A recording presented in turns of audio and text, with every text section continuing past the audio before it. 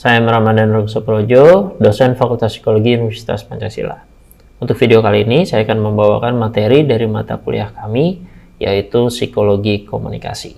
Yang mana itu merupakan mata kuliah yang mempelajari aspek-aspek psikologis yang mendasari proses komunikasi baik antar individu, kelompok, maupun massa.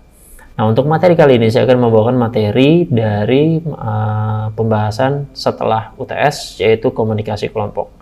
Yang mana ini merupakan materi yang akan mempelajari untuk mengenai komunikasi antar kelompok kecil seperti keluarga, tim kerja, dan sebagainya, dan juga untuk kelompok yang hitungan cukup besar seperti organisasi. Nah, mata kuliah ataupun pertemuan kali ini kita akan membahas beberapa teori yang akan mendasari dari psikologi komunikasi kelompok serta studi kasus biar dekat dengan mahasiswa. Kasus yang akan diangkat adalah kasus mengenai proses komunikasi dalam kelompok bentuk organisasi. Silakan menikmati video pengajarannya. Terima kasih. Oke, kita lanjut. Kali ini perkuliahan kita untuk membahas topiknya komunikasi kelompok sebagai bagian dari mata kuliah psikologi komunikasi. Nah, kan sebelum-sebelumnya juga saya sudah pernah bahas tentang berbagai macam bentuk komunikasi yang ada, baik secara intrapersonal maupun inter. Nah, sekarang kita masuk ke yang kelompok. Nah, untuk contoh yang paling dekat sebenarnya kan kalian juga di sini cukup aktif dalam berorganisasi, dan mostly di sini justru malah para anggota organisasinya. Nah, oleh karena itu makanya kan dalam sebuah kelompok, makanya karena bagian dari kelompok itu banyak dan contoh-contohnya juga banyak, makanya saya masuk ke organisasi karena seperti yang nanti yang kalian lihat dari sini. Nah, bisa kalian perhatikan di situ salah satu bentuk yang namanya kelompok selain komunitas adalah organisasi. Nah, karena kalian hitungannya udah setahun lebih ya hitungannya menjabat ya ataupun merasakan dinamika kelompok. Nah, oleh karena itu dalam organisasi pertanyaan standar dalam disampaikan dengan utamanya itu beda sama yang sudah disampaikan, Mas. Kadang-kadang suka kayak tadi bukannya begini ya, bukannya begini gitu, karena nggak ada kepastian yang jelas, jadinya miskom gitu. Oke, contoh yang gimana ya? Mau yang fresh atau yang udah lewat nih? Fresh. Oke, yang fresh gimana contohnya buat kalian? Kalau fresh sendiri sih mungkin karena berhubung saya humas ya, Mas. Jadi semua surat-surat yang masuk itu harus sampai ke saya, Mas.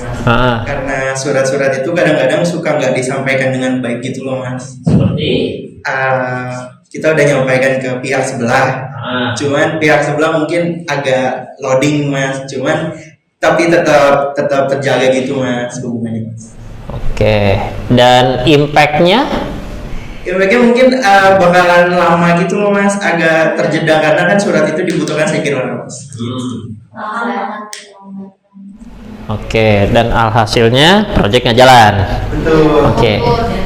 Dari persoalan ini makanya kan miskom dalam organisasi, solusinya udah ada belum? Oke. Tegas, terus apa lagi? Udah, itu doang. Follow up juga masih. Soal follow up gitu. Oke. Ada lagi? Mungkin dikasih peringatan juga. Oke. Sebenarnya solusi paling sederhana di luar dari poin-poin ini, dan biasanya dari model ini juga akan berpotensi biasanya jadi gini. Ya enggak? Betul. Ya kan? Karena kan gimana, saya nggak mau menyebutkan tapi belum ada yang membantah ini sih, karena potensinya tuh generasi kalian tuh kebanyakan ini sih. Iya benar, Mas. Benar nggak? Betul. Nah, sehingga kan tentu saja akan jadinya konflik karena semua perjalanan ini. Padahal sebenarnya untuk model, pernahkah kalian berpikir kalau misalnya memang konteksnya sepenting itu kegiatan ini? Nah,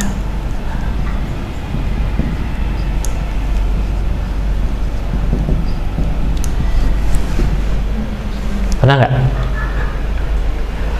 Nah, karena dengan ini semua akan lewat. Jadi langsung untuk mengurangi jalur ini yang potensinya bisa bermasalah. Nah ini, jadi karena birokrasi antar sendiri ke siapa yang seharusnya menerima.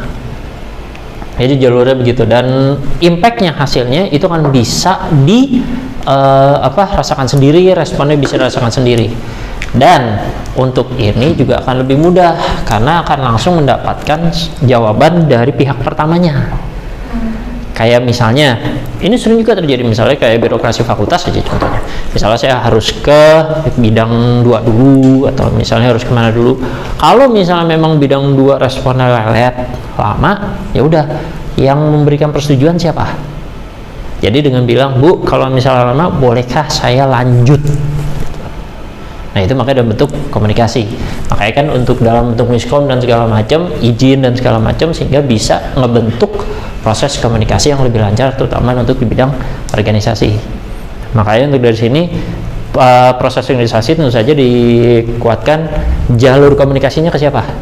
Misalnya harus ke dosen, harus ke atasan, terkadang harus ke OB. Saya bisa aja nelpon, Mas bisa kok tolong kayak gini. Tapi kan karena telepon kita nggak tahu responnya gimana. Mendingan saya cari, ketemu, ngomong langsung.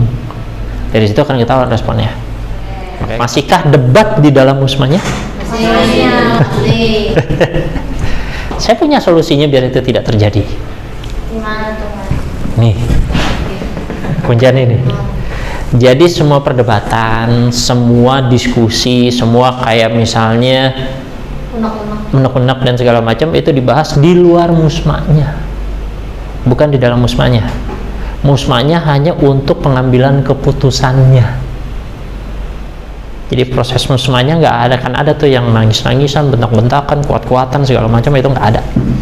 Karena proses informal dan beberapa yang ekspresif itu keluar di luar proses musmanya. Jadi oke, lu gimana evaluasi? Oh kayak gini. Jadi nanti jadi nanti pas musma kita bahas ini aja ya. Oke, deal. Tes. Daripada berhari-hari, 3 jam musma kalian kelar udah ada keputusan.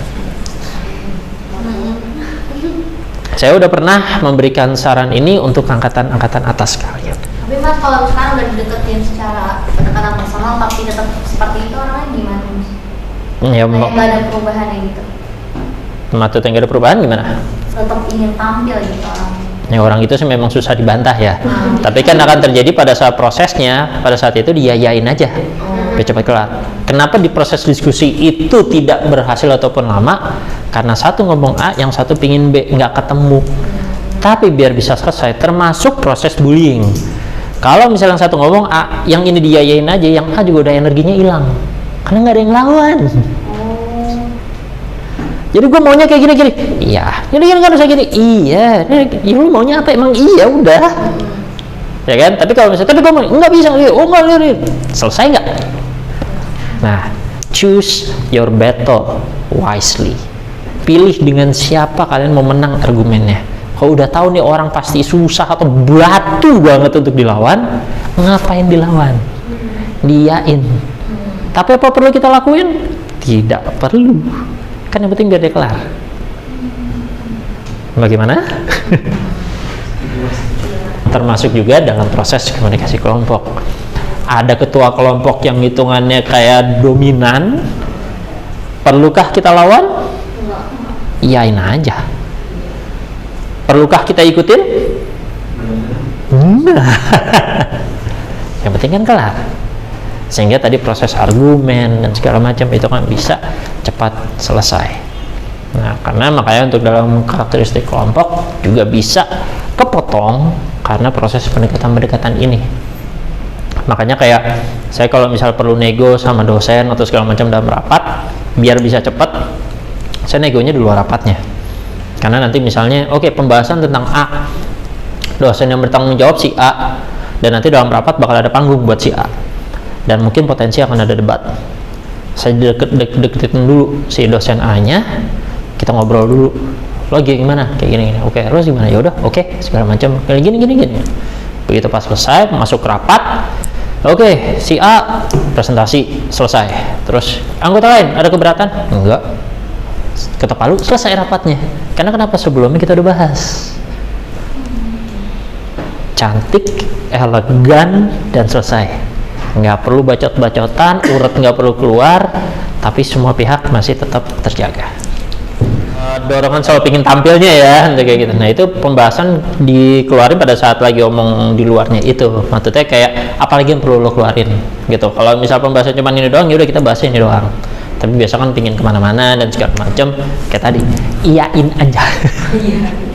Ya kan, iyain aja. Dan itu potensinya akan ngebikin kalian menang. Karena kenapa? Yang adu bacot itu nanti dia gondok sendiri kan. Karena dia berdebat dengan gak ada lawan. Ya itu bikin capek, lebih capek justru. Energi kalian justru malah tersimpan. Kalau dalam musma, terlepas semua ide kalian, masukan kalian apapun itu dari A, B, C, D, E sampai F, saya yakin konformitas kalian cuma satu. Ini semua pasti total, yaitu cepat kelar. Terlepas dari pendapatnya apapun, pasti semua setuju, tujuannya cuma satu, cepat kelar. Sehingga kalau itu ditaruh di paling atas, sama-sama satu visi, gimana cara biar ini bisa cepat kelar. Termasuk menutup mulut orang yang mungkin pengen debat mulu. Makanya berapa banyak yang punya pemahaman tadi, ngebimbing teman-temannya, ngebimbing orang-orangnya, termasuk juga yang turun langsung untuk nego, biar permasalahannya bisa cepat kelar. Makanya tadi untuk lari ke sini, kalau misalnya ini mandek, makanya ke sini. Makanya dari situ fungsi kepemimpinan, termasuk yang di bawah ini. Makanya ketuanya kan misalnya divisi 1, divisi 2 dan segala macam kan ada masing-masing ketuanya. Dia yang akhirnya maju ke atas kan, dia yang mimpin teman-temannya ke atas. Kalau mandek di sini dia harus bisa berani ke atasnya lagi. Hitungannya pasang badan. Makanya kan terlihat kualitasnya di sini. Nah, kenapa dibilang situasional? Karena tidak semua punya bakat ini. Tidak semua punya kemampuan ini. Nah, makanya disebut situasional. Jadi nggak semua. Tapi bisa dilatih. Makanya latihnya banyak melihat pemimpin-pemimpin itu siapa, cara organisasi gimana dan segala macam. Nah, tapi ada juga untuk personal. Nah, ini untuk masing-masing nanti akan terlihat kebutuhannya apa, tindakannya apa, peranannya apa. Makanya itu karakteristik dari anggotanya. Makanya organisasi kalian itu kelihatan kebutuhannya apa. Makanya tadi daripada saat musma, kebutuhan masing-masing mungkin ada variasi lah ya, pengen tampil, pengen nyindir atau pengen jatuhin atau segala macam maksudnya. Tapi kalau disatuin kebutuhannya yaitu pingin cepat selesai, itu pasti akan beres. Tindakannya dipilih. Nanti kayak gimana nih biar kita cepat kelar. Dan masing-masing mau mainin perannya. Ya udah biar kita cepat kelar, lu jangan debatin. Masa sih, tapi udah biar cepat kelar deh. Ya udah deh. Semuanya mainin perannya. Jadi pada saat tanya ada ketidaksetujuan, semuanya diem nih, biar kelar, selesai kan? Ya kan? Wih kayak gitu, maksudnya kayak biar cepat kelar gimana? Kopi kopi deh segelas, selesai, ya nggak? Iya. Ini udah ini. Jangan ada yang ngebujuk orang, karena kenapa? Benci ngakuinnya, tapi faktanya semua orang punya harga. Tinggal dilihat aja nih harganya murah atau mahal. Lagi? Ada unek-unek lagi? Hah? Bisa dipakai? Bisa. Materi? Coba dulu. Coba kita pakai dulu. Itu.